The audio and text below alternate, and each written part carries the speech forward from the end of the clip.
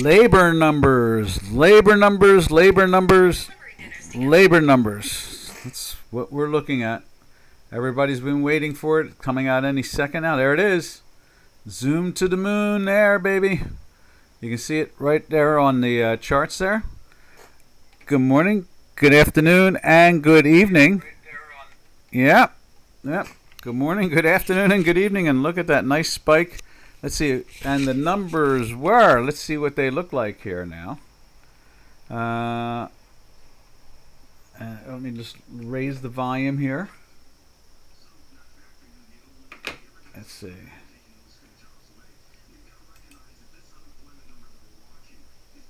The answer to that question is, let's see.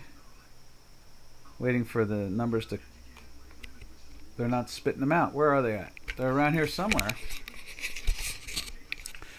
The algorithms instantly thought that was a good thing, so it must have been really, really high. Now they're getting nervous and bring it right back. That's where it started from, right where that white dotted line is.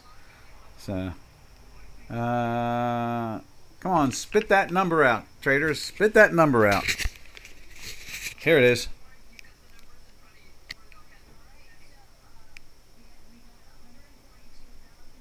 $142.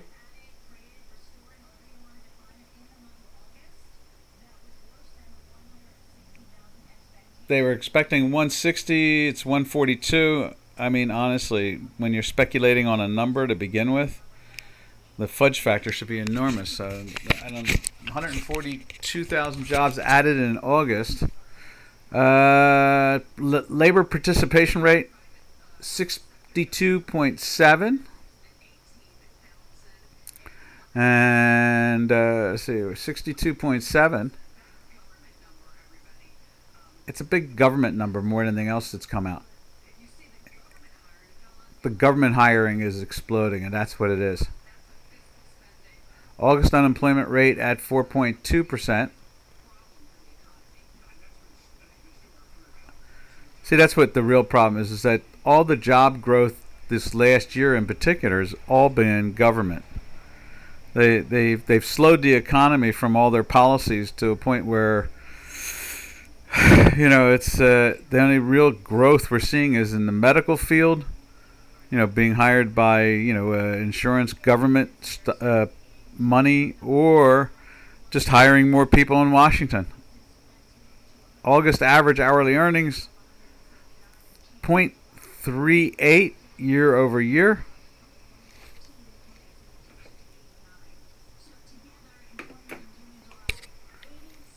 You can see the real answer to all this is how the market does it. The Dow's down about 120 points. Now it's only down 90. It's flirting. And we ran it. I guess it ran up to about 15 points back. Not too bad. So that is really where we're at. Honestly.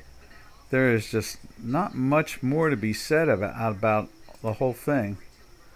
It just isn't. It's just. Some estimates are in line, some are not. I don't think it really matters anymore. We all know that. Ever since they've removed the one. We were very bearish about employment for a long time. Then they removed, and we kept on talking about it webinar after webinar, especially every month.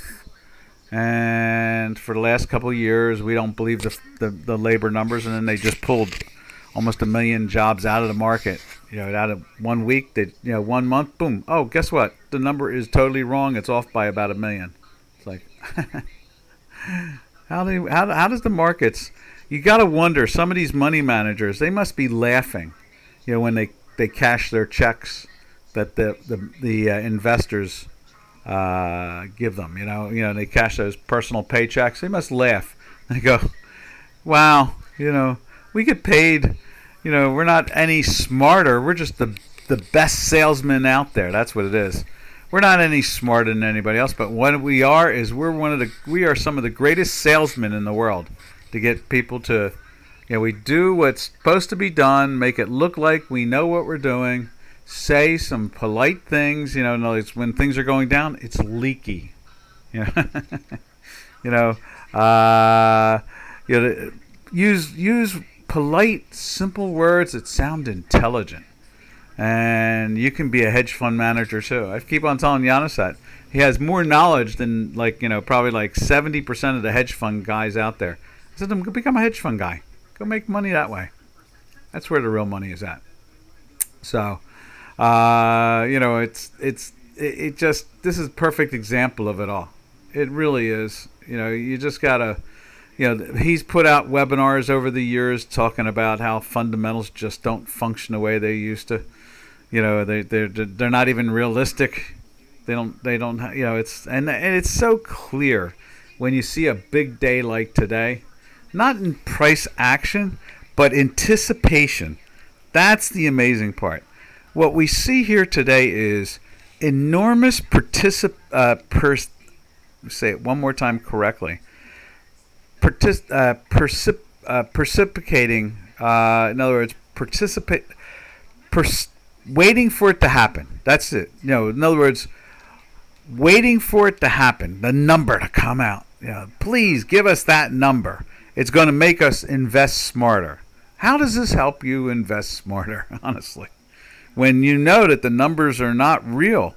So in other words, you got your clients convinced, except even if it doesn't make sense, because markets are nebulous and confusing to begin with. So just accept whatever it is. It's really the real deal. It's like, imagine if somebody saw a machine for the first time, an automobile, and they saw them pour a liquid into a tank so it could go, fuel. So they just grab something liquid and they pour it in there.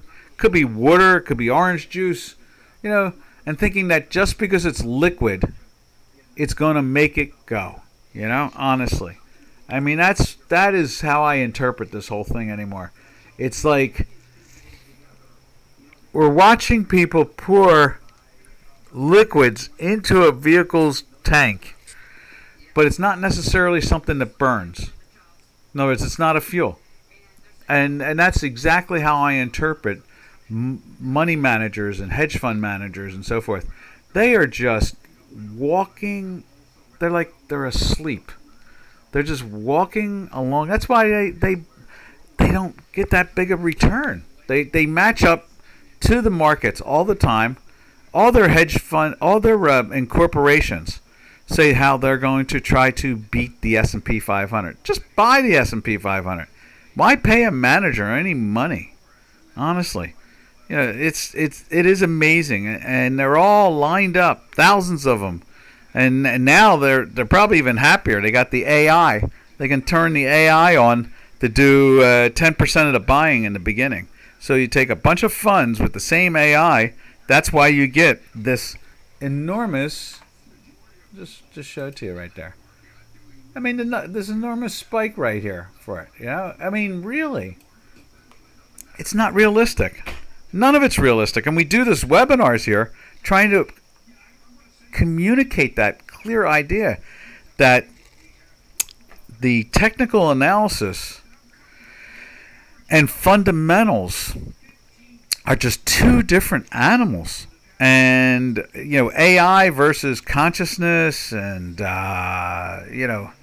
it is really, traders would be better off reading option books. And I was at a dinner, I guess it was Wednesday night, and there were some people with some good amount of money, and I was being quiet because I try not to talk finance whatsoever. Matter of fact, I came there in overalls. They know me as a farmer. They know me as a farmer. And, someone mentioned something. I said, well, that's not necessarily true. And in finance. And they said, well, what do you think? And I said, well, it's excellent. How do you know that? So, well, because I trade. I'm a former member of, every major exchange. I thought you were a farmer. I said, I am a farmer. And so then, it became very clear. I said to him, I was talking to him about options, and thought how much we thought in the 1970s and early 80s that we thought that everybody by the 1990s or at least 2000 would be trading options. And there's no doubt the options industry grows every year. Quantitative easing and the crash of the collateralized debt obligation market has had no effect on the options market. It's the opposite. It's only grown more and more and more, whereas you can see, currency volume is down 50%. Stock market volume, actual, not what you would call, what do they call that when the computers do the trading? Intraday trading. I forget what they call that now. It's like the Speed Boys thing. Most of the volume. The volume is still down about 30% in the stock markets. It's still down, and the only reason it's down only 30% because of the intraday speed trading does a lot of volume, and so if they make the volume look like it's real, everybody's happy. So I don't know. I'm using this excitement and anticipation. That was the word I was looking for. Anticipation of a simple number that is just not that important, but they've made it important. In other words, if they tell enough people something, this is important, this is important, this is important, it becomes important. And so I can't wait to get the new phone. It's coming. And so I can't do my WhatsApp, and I can't. I put the title on the chat line. Let's see if I can do this. Where's that mouse? So today's title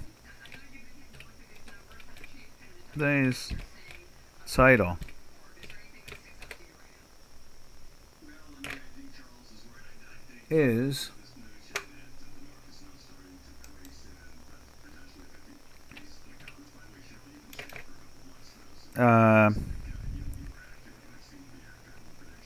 minor information is king. That's exactly it. Minor information is king to markets.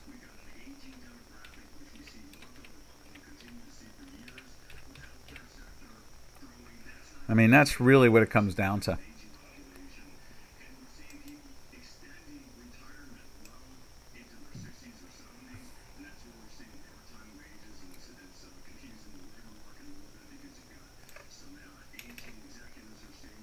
There. Minor information. I see. Minor information is king to markets. I mean, really. And I'm not trying to just mess with until I get my new phone. What's app? Oh, wait a minute. Let's try this too here. Waiting for new phone. Waiting for new phone to get back. WhatsApp.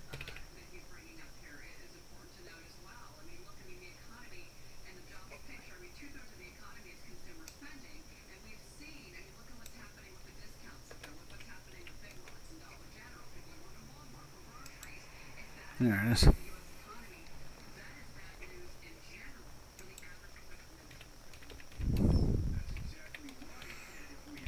There we go.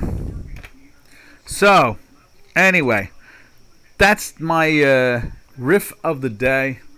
And you can see, in the end result, they were waiting and waiting and waiting. And what do we see? We see a market that's pretty much unchanged. I mean, really. The S&Ps are down, 10 points or something like that? I can't even, let's see.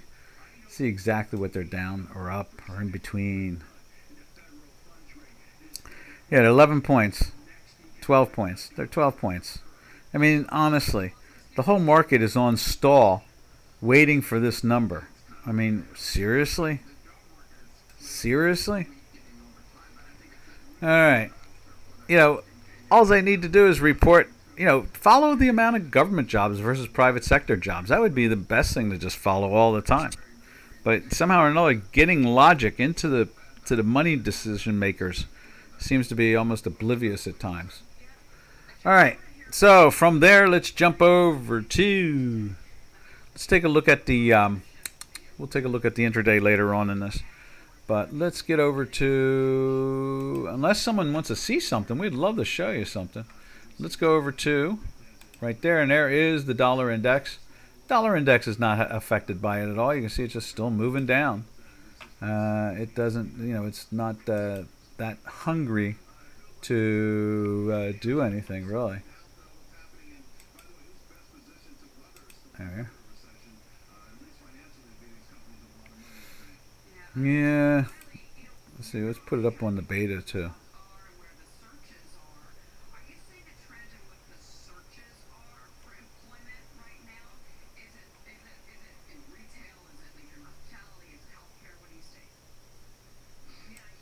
There it is right there.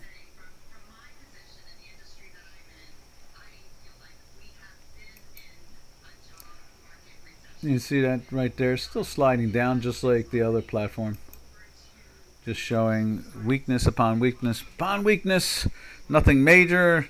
It's orbiting towards being fair value. It's moving away from that overvalue situation.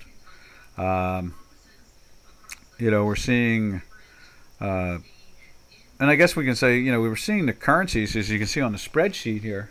Where is that spreadsheet? There it is right there. You see the spreadsheet. You can see there's the dollar index right there. 3 days. Why is that in the 3 days? Do we have the right one there? Yeah, 9.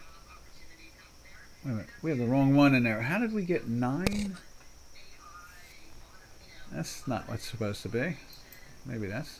Where is it at? Where? That's the 3rd. Let's see if a window will open up.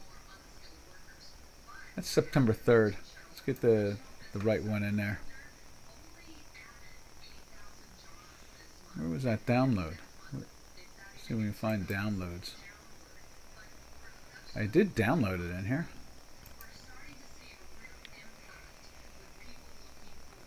And let's see if we can find it again. There we are. There we go.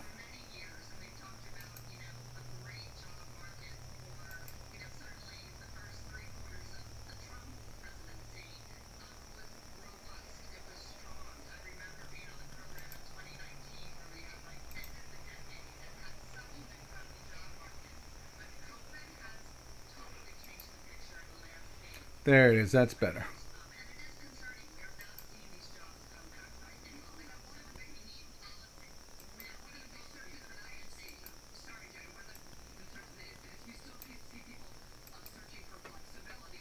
Yeah, right there you can see the dollar index. Right there, that's better. 2 days in a daily sell. Going on a 3rd day. That makes more sense. And then over here on the euro itself, you can see 2 days in a daily buy and 8 weeks in a weekly buy. Let's put that up on the screen.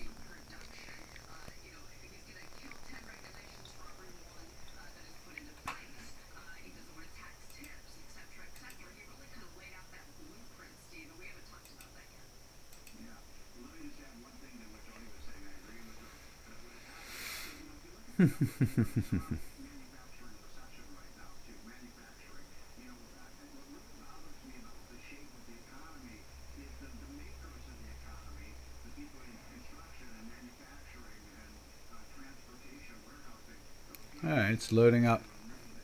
There we go.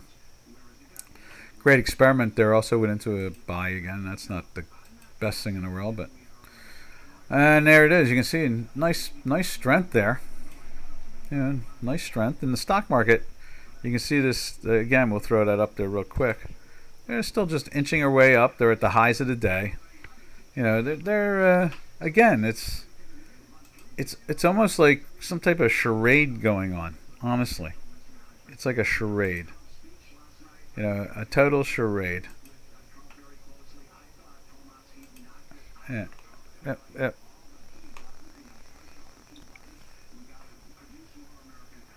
There it is. And so cable. There's your cable. Cable looks, you know, just the same way. You know, they're buying pairs and they're selling dollars. So I mean, one thing is for sure, they know that the quarter point coming, the quarter point drop is coming. So you know, they'll that would add, I don't know, I forget, every time you drop a full point, you add a full point to PEs on stocks. So I mean, that's why when interest rates are dropping, you know, it's forcing stocks up because it's increasing the price earnings ratio. Um, what else is there? You know what? I don't see Robin. I don't know what's going on there. I guess he's probably saying, "Hey, get me up on this thing." Let's see if he's here. Let's see.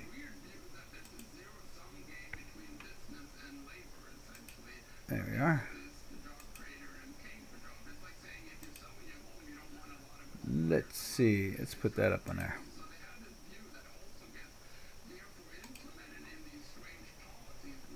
That won't do it. Let's try it over here. How about that super typhoon in Asia, huh? Really smoking it. Really smoking it. There we are.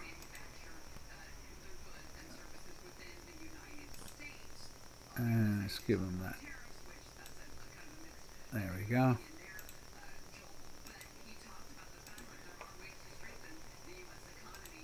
So Robin can see it now. There.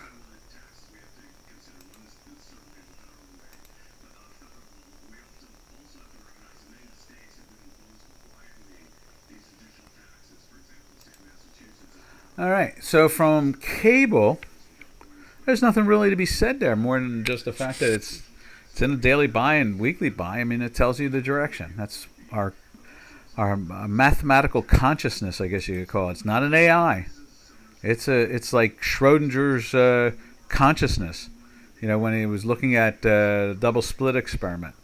That's what we're playing with right there. I don't know if that's a good enough way of describing it, but you know, I was reading some physics this morning. You know, someone was talking about the double slit experiment and talking about its consciousness.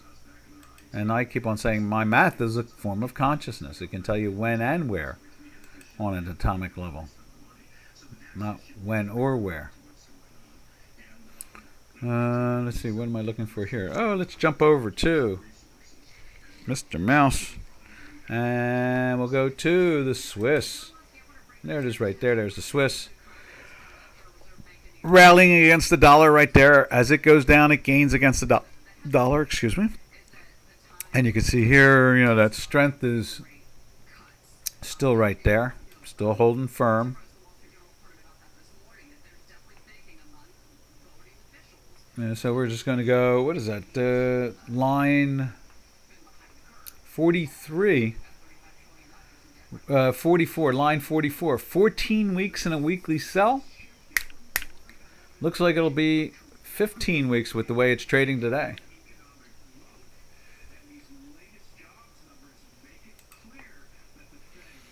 From there, we go to the yen. I don't know what someone was talking about there. That kind of was surprising. I saw a headline from Goldman Sachs that said that the Japanese yen is going back towards its worst, numbers. I'm looking at this. Hey, Robin. Yeah, I sent that over to you. So you could access into the system. You can see here, through the messenger. So you can see right here The dollar yen gig is, just cruising along there. That's what it is. Cruising along. No real, wildness or shakes and jumps and moves, It's just hanging in there. Hey, hey, hey. Yeah, the numbers meant nothing. Honestly, they really get, it's the initial AI trading machines on all these funds. They want to be with the gang. They need to be with the gang. Let me just show you how it played out. There it is right there. There's the number came out. The AIs quickly reached for it, and now they're inching their way up now that the money managers are involved and they're nibbling on stuff to buy, You can see my title. I put it up on there. Oh, I did say to you, I went out to the car again looking. I did that. I did tell you that. My mind is still there. It refuses to give up. And so there it is right there. I think if anything I miss out of all my phone is the what's up. I can't communicate with Ducascopy at the moment. I'm out of communicado. I hate that. And it won't download on this cheap Charlie backup phone I have. So I got to wait until I get my normal phone. It's like, phew, blow my mind. All right, so from there, that's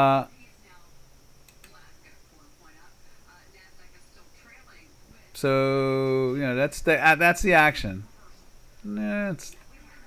It's nothing major. The currencies are still, the pairs trades are all strong against the dollar, minus probably the Turkish lira. Goldman Sachs had a headline out about the yen. I was really surprised when I was looking at it there. I would have thought the thing would have been taken out to 146 at least. I mean, I didn't think it was up at 161, but the way they talked, it was like, oh, it's heading towards the 40-year highs, and it was like, what? I mean, look at this. This thing's instead going after the lows. And you can see that on the spreadsheet. What is that? That is line, the yen is line 40. 7 weeks in a sell, 2 days in a sell, and it's just going to go onto a, it's going to go into another week of it. It'll be 8 weeks in a sell. Ever since the unwind of the $20 trillion pairs trade that carry trade that I've been talking about for years here. And then there is the great experiment going on a second day and a buy, and that's line, what is that? That's line 18 maybe? I think it's line 18. Go to the mouse over there. Yeah, line 49. It's line 50. 17 weeks in a weekly buy. It'll be 18 weeks with this action. I mean, the white bar on the weekly is just touching the manifold. The blue line, you got your fast algorithm playing with it. It's underneath the manifold, but not. And let me just point that out for people to try to figure out what we're talking about here. There's the weekly manifolds right here. That's what these orange lines are. They're mirror image standard deviations with our math incorporated into them. So it makes a lot of insight what's going on. So in other words, you can see when the blue line is breaking down underneath the green and it's heading underneath the manifold, you see the weakness in this product. The moment it starts to lift up through it right there, you can see it's confirming strength. Now the green line obviously is telling it all along it's strong, but you can see how fast gets excited, lifts across there for a moment, and what do you get? You get a big pop, and it's just it's underperforming it, but still popping it. And then you see here where they both try to top out, and you get the big spike, and it starts to move down. Now we're underneath the manifold right there, but we're not minus or anything. There's the zero line, so. What you're seeing in the Euro-Turkish lira pairs trade is basically just saying, not too relevant at the moment. South African rand yesterday was scraping the bottom of like a, 6-month low. So let's see what they're doing today. Same thing, still playing with it. They're trying to play with that low of last Friday at 17. Was at 1759. Today's low is 1761. You know, you would assume, gold would be looking up, not down. And there is the gold right there. See, they went up towards the all-time high. They're flirting with it now, just hanging out. They're still about $15 underneath it. And you can see that online. Where is it at? Let's go over to here. On the spreadsheet, you can see it right there on line 31. No, I'm sorry, line 11. 9 full weeks in a weekly buy. Going to be 10 now. It's not feeling any of this. And, interest rates, they know interest rates are transitory, and they are going to be heading on the downside, not the upside. So, money can basically say, not bad, maybe they meant, I just saw that, the Nikkei is down to 3,600. And maybe that's what they were talking about.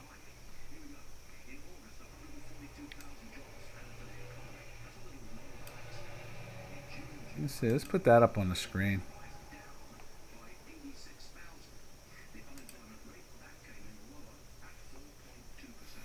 Yeah, let's take a look at that.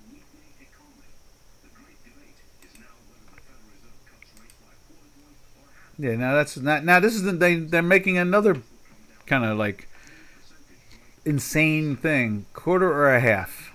What's the difference anymore? I mean, if it's a half, people are going to think it's desperate. So cut it a quarter and act civilized. Let's see. Let me just show you what the Nikkei looks like right there.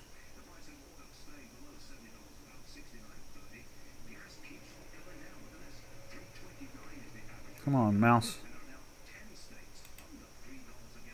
I don't know what they're talking about. It's not. It's, the low from the unwind was 32,000. And we're trading at 36,000. I don't know. I don't know what Goldman Sachs was talking about. The currency's not moving wild. The stock market there is not acting wild. I don't know how else to measure it. Ramen noodles, maybe. Silver trying to show the same life. Right there. It's a little bit higher than yesterday. Nothing major.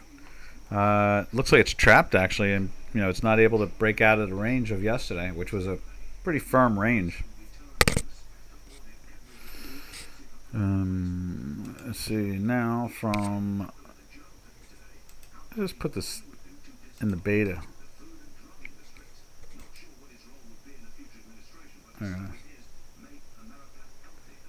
Yeah. And you can see line. What is that? Line 13. 2 weeks in a buy. It looks like with no problem to be in for 3 weeks now. Going on a second day. Copper underneath. That was interesting. With that super typhoon just hitting the coast of southern China. I'm sure that's going to have some effect. Everybody hunker down. Be careful. Try not to get killed. And you can see there. It looks like it's going to easily push itself into the buy. Let's see what it looks like on the exchange chart itself. That's it right there. Copper. And December. Really interesting how December, things are getting tighter. You know what? That needs to be fixed. Let's fix that. Because I hate to send you out the end of the week with something that doesn't look as accurate. And we'll stick this up over here so you don't have to get pestered by it. And there is the silver right there. Doing the same thing. And let's go with copper.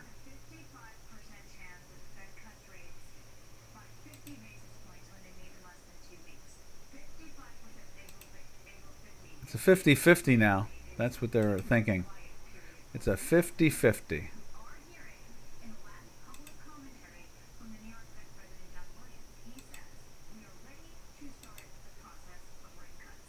Yep, they're definitely going to cut the rates. There's no doubt about it. Hooray for them. Hooray for them. Like as if it was a surprise, you know?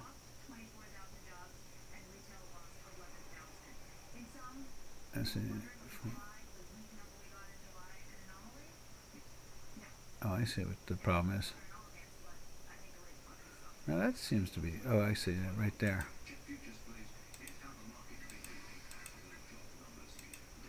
Let's see. There it is. There we go.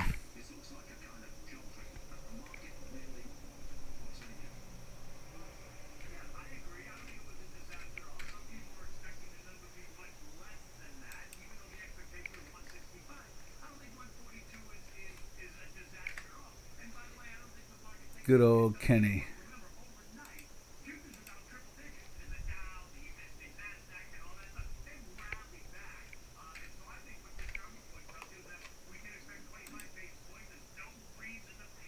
Right. No reason to panic. I agree.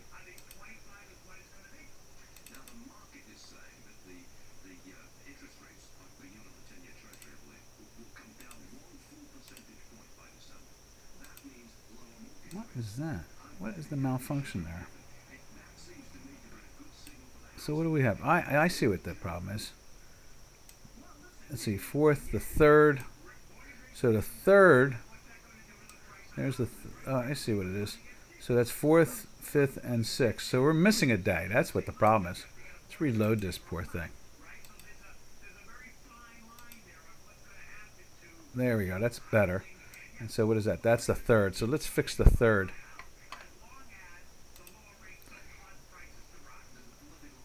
There, that's what's making it make no sense.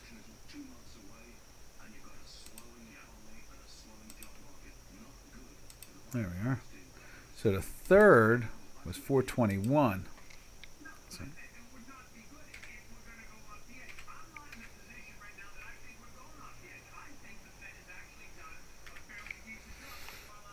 Yeah, you know, I can't complain. He's talking that basically the Fed has done a half decent job of recent. I agree with him. You know, they finally, you know, after basically blowing it with the transitory situation, they've done a half decent job now. That's for sure. Let's see now. Fourth there, 21. There it is.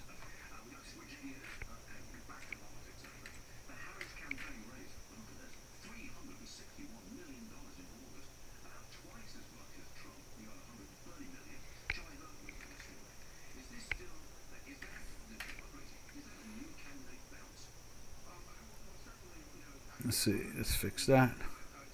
408.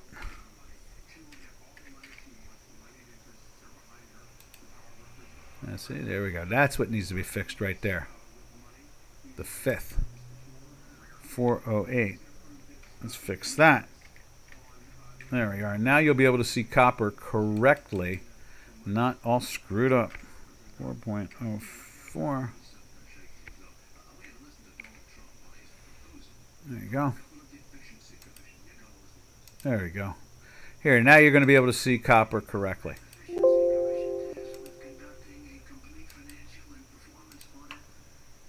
Minimize. Fix. And here we go. Let's put it back up there now. Now you'll be able to see it and it will make sense to you.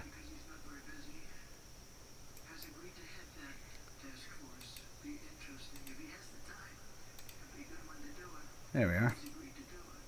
So yeah, it's making that nice move in there, and the weekly's holding up, and it's going to be a fourth week in a buy.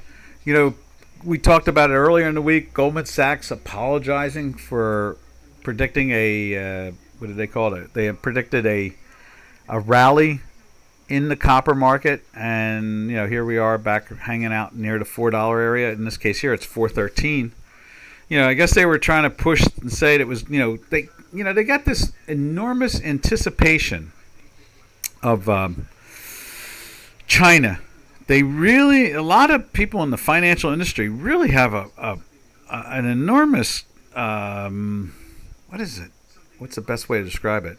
Like a sycophant.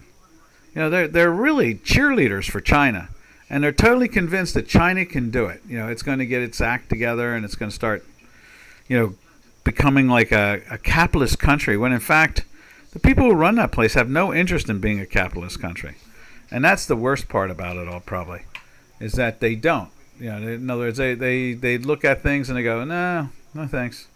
And that's really what it comes down to too. They really don't have an interest. They're selling everything they can find and ship it out to get export cash. They've been building, instead of building an economy, they've been building a military structure, protecting themselves, I guess. In other words, from the people. So, I don't know why Goldman keeps on apologizing that they were wrong on the rally in copper. How could they expect one when China is in a recession? I know the GDP is a plus, blah blah blah. If they had a floating currency instead of a fixed one to the dollar, they'd be in a recession. Too many major bankruptcies over there not to believe that. All right, from there, we take a look at that. I guess we look at the platinum there. There's the platinum. You see the same thing situation. It's trying to climb into the buy today. It's going to stay in that weekly buy. It's looking very comfortable and very happy there. It's solid. The metals are not, with interest rates coming down, there's not much of a reason to believe that the metals are going to be sold too much. The only entity that really sells these metals is the central banks hedging it themselves for their long in gold, which seems to me odd in many ways. It really does, because what's the difference if you're a central bank and you're buying gold? The idea is that you have the gold. Who cares what the value of it is? If it's 2,500 or 2,200, you want the physical more than anything else. So what are they tying to? You got to wonder, what are these central banks tying their gold position to? The only thing I can think of is that they're shorting silver and they're shorting platinum. I mean, platinum is almost, as I said yesterday, it's almost 2/3 lower than, it was like a dangerous haircut on that thing. Normally platinum, before quantitative easing and the central banks becoming the buyers of last resorts, platinum trade to a premium to gold. So why isn't platinum now trading at like 26 or 2,700, not 900? 3 times 9 is 27. You would think if it was trading at 2,500 gold or almost 2,600, you would think platinum would be at least $100 over it. That's basically saying it's 2/3 cheaper than it should be. It's an enormously dangerous short, the platinum. Then, I guess because of the big demand with silver, thank goodness, they can't drive the poor thing down into the teens right now. It's still hanging out in the high 20s, holding that $26 area, running up into the low 30s, like 31, 32, and then rolling over again. Silver seems to be just holding on because there's such a demand for the product, whereas obviously platinum is just jewelry. And you go to a jeweler, they don't discount it; they treat it like it's gold. So they're not. When you're physically trying to get a hold of platinum, obviously they don't see it as a 2/3 cheaper than gold. Imagine if people could buy platinum physically. I understand. Anytime you try to go buy platinum in a jewelry way, they charge you the same price as gold. So what's that say about the central banks? What are they thinking, and why are they doing it? When buy your gold, park it in your vault, and forget about it. Why do you need to hedge it? That's the bigger question. What are they hedging? In other words, why do they feel like they have to hedge their gold? That's the weirder part. Are they doing it on leverage too? I mean, that would, if you're not really buying the gold and putting it in a vault, if you were, let's put it this way, if you were doing that, if you're buying gold as a central bank and putting it in your vault, why would you hedge it? So what does that tell us? I think it's trying to tell us that basically they're not really buying as much gold as everybody says they are and putting it in a vault. So in other words, they're not really putting it in vaults. Instead, what they're doing is they're just maybe they're forward contracts. Maybe there's maybe there's an central bank market going on with all this, and we're not privy to see that. And so the insanity is, think about it as a trader. Why would you buy something on the long term and then go out and hedge with a hard delta? I could understand selling a call and buying a put. That I could understand. Because you could still sit there and collect the dividend on it. And we know gold doesn't pay a dividend. So, okay, I get that. But why aren't they just selling the call and buying the put?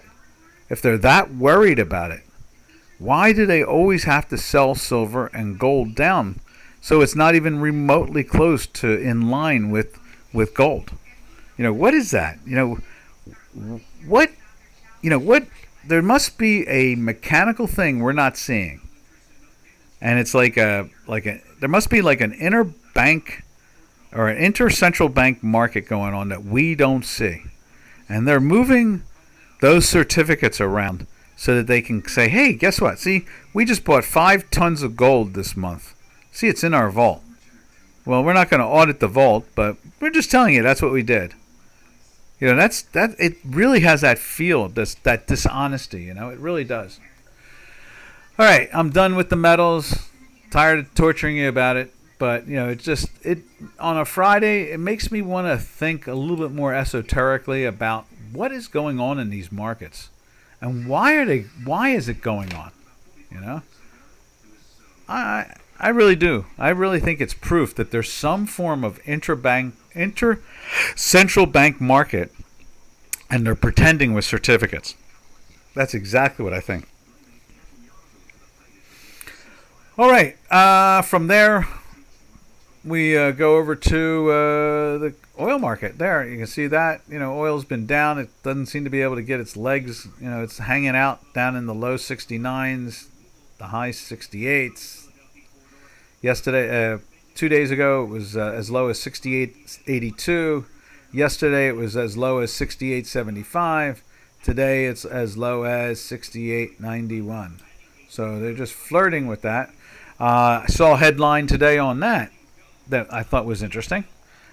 This made more sense to me than Goldman Sachs, apologizing for being wrong on their call. What it really, says to me is the article said basically it's predicting a hard landing. That's what they're saying. Oil is dropping because it's predicting a hard landing. In other words, the economy won't pick up, it won't take off, and so people don't need energy.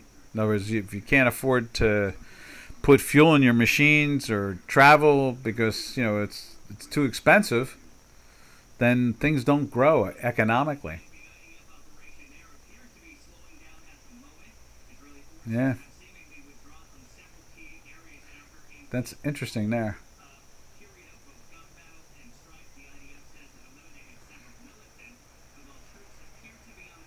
All right.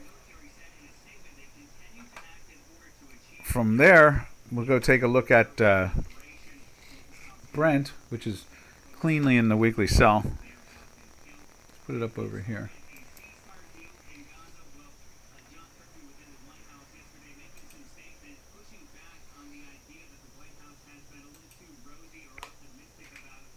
There we are. And there's the Brent right there. You see, it's just like the West Texas Intermediate on the screen there, doing that same thing, just going basically nowhere. So that it's an interesting concept. It is a very interesting concept to believe that it's representing the lack of economic growth. That's what that's really saying. It's put heating oil up on the screen.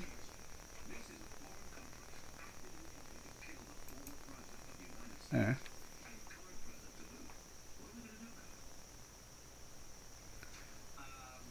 There's heating oil looking the same way as the material that they use to create it. It's down in the teens. This is a really active product. It trades a lot of interesting. I mean, it's a lot of use. Airplanes, tractor and trailers. It's a lot of use. A lot of. It's used. To keep everything in the world moving. There we are. Yeah, it is interesting. All right, now from there, we go over to natural gas, which has flirted constantly over and over again.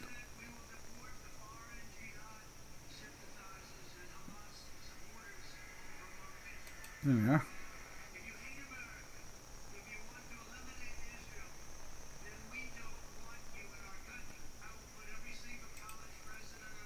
There you go. There's the natural gas.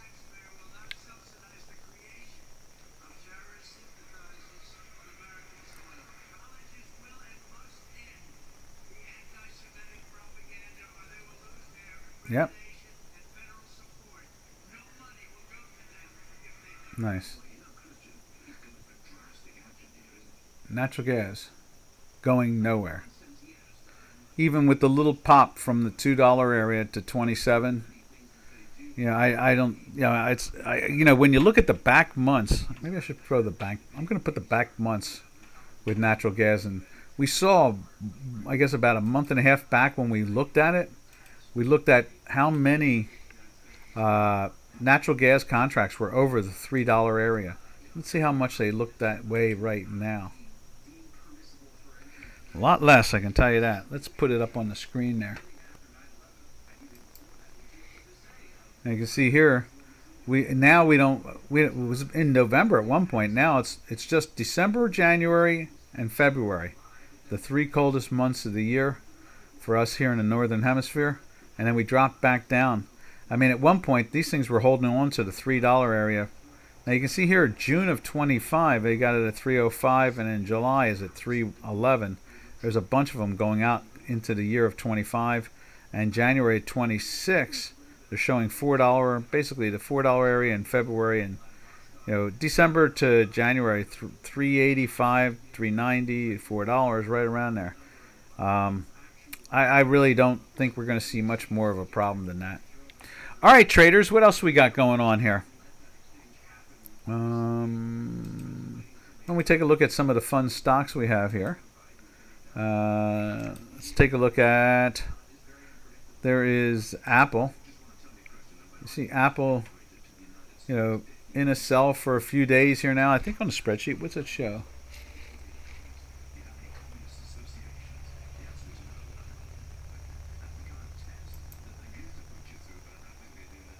There we are now. Yeah, 4 days in a daily sell and 4 weeks in a weekly buy, and it doesn't look like it's going to alter much from that. It's looking all right.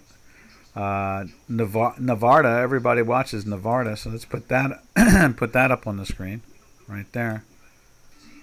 That drifted down to I guess the low is 104.12. Right now, yesterday it closed at 107.21. Let's see. Let's see if we can move it over to here. Open that. And open that. There we are. Then we're going to get out of here.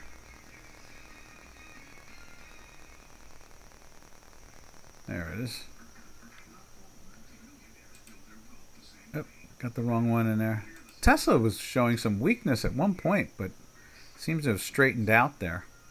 Let's go over to here. Let's close this. We got the wrong one. Let's go take a look at Nevada.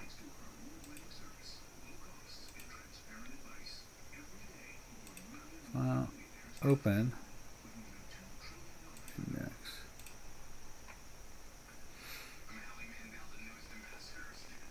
All right. Well, traders, we're going to send you out with Novardo on the screen. There it is right there. You can see this morning it's trying to get into the daily buy, which could put some real energy back into these markets. And then look at the Qs this morning. Qs are trying to do the same thing. So, and the S&P 500 is not yet, but getting close. And I'm sure the Dow Jones Industrial Average, let's see where the Dow Jones Industrial Average is. Right there. Here's the Dow Jones Industrial Average. There's diamonds. Diamonds still in that sellish area. Oh, that's yesterday. Okay. Let's see what the futures contract reflects. I'm sure it's reflecting something much more better. Yeah, it's trying to turn, but it's still in that sell also. But in that weekly buy. So all of them are in, I think, yeah, all of them are weekly buy still. You can see the S&P 500 still in that weekly buy. And lifting back up and getting very close to going into a buy there as the pre-market. And then I'll show you the Tech 100 right there. Same situation and trying to climb into the buy. And weekly buy. All right, traders, we will catch you all on Monday. I don't think I'll have that phone still by then. They said it's being shipped. So this is Doc from North America saying happy trails to you until we meet again. Happy trails to you, to all our trading friends. Everybody have a safe and smart weekend, traders.